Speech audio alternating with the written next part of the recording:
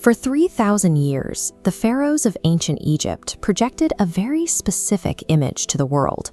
They were presented as living gods, entirely untouchable, with a physical perfection that was supposed to last for eternity. To maintain this illusion even after death, embalmers encased the royal bodies in dense, tightly woven layers of linen.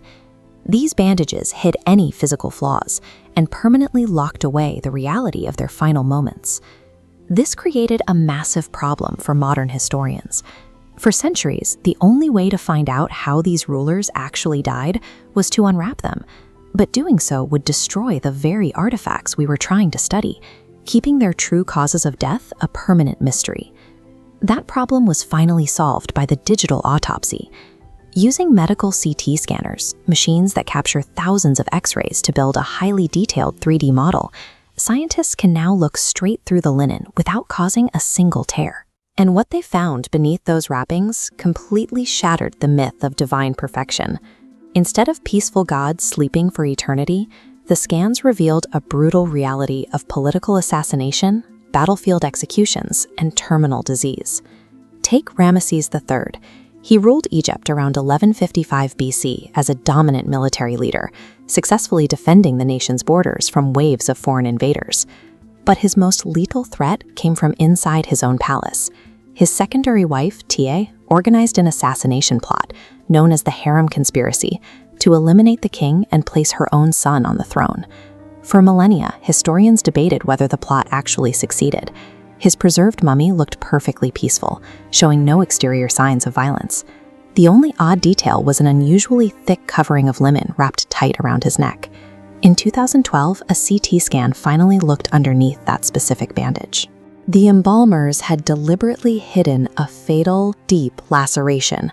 A blade had sliced entirely through his throat, cutting straight down to the cervical spine. A monarch who repelled entire armies was ultimately slaughtered by his own family, proving that no fortress could protect a pharaoh from the lethal ambitions within his inner circle. Centuries earlier, Egypt was a fractured nation. The northern half was occupied by a foreign force known as the Hyksos, while a king named Seqenen-Re-Tau ruled the south and led a campaign to expel them. Then his name abruptly vanishes from the historical record. When archaeologists eventually found his mummy, it had been preserved in a terrifying, hasty manner, his face locked into an expression of sheer agony. Modern forensic analysis reveals exactly why.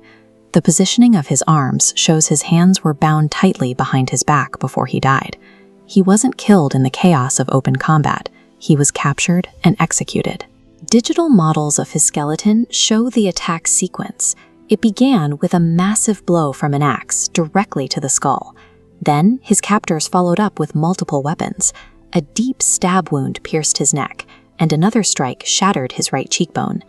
Seeing their living god butchered in such a savage way deeply shocked the Egyptian people, but it also galvanized them. His sons continued the war, ultimately driving out the Hyksos and uniting the country.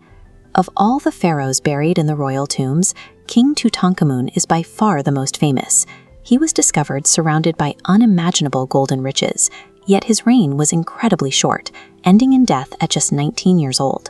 For decades, theories circulated about how he died so young. Many assumed he was murdered by a political rival, while others suggested he suffered a high-speed chariot accident. In 2010, scientists extracted DNA from his remains. The results ruled out foul play entirely. Instead, the genetic code pointed to generations of close royal inbreeding, which had severely compromised his health. This biological corruption took a heavy physical toll. The young king was born with a deformed clubfoot, making it difficult to walk. In fact, his tomb contained over 100 walking canes, many showing obvious signs of heavy use. His actual cause of death was mundane. He broke his leg, and due to his weak immune system, the fracture became severely infected. Simultaneously, he contracted a vicious strain of malaria. Combined, the two illnesses overwhelmed his fragile body. The figure the modern world remembers as a gleaming golden god was in reality a sick, vulnerable teenager who slowly succumbed to an infection. These digital autopsies expose a consistent truth across ancient Egyptian history. It didn't matter how much gold they hoarded or how many soldiers guarded their palaces. Nothing could stop human jealousy, an enemy's axe, or failing genetics. The sheer scale of their monuments and the obsessive complexity of their burial rituals served a very specific purpose. They acted as a massive psychological defense mechanism against their own inescapable vulnerability. By looking past the ancient propaganda, modern medical technology has completely inverted how we view absolute power in the ancient world. Beneath the golden masks, the tightly bound linen, and 3,000 years of myth-making, the divine pharaohs of Egypt suffered, bled, and died as fragile mortals.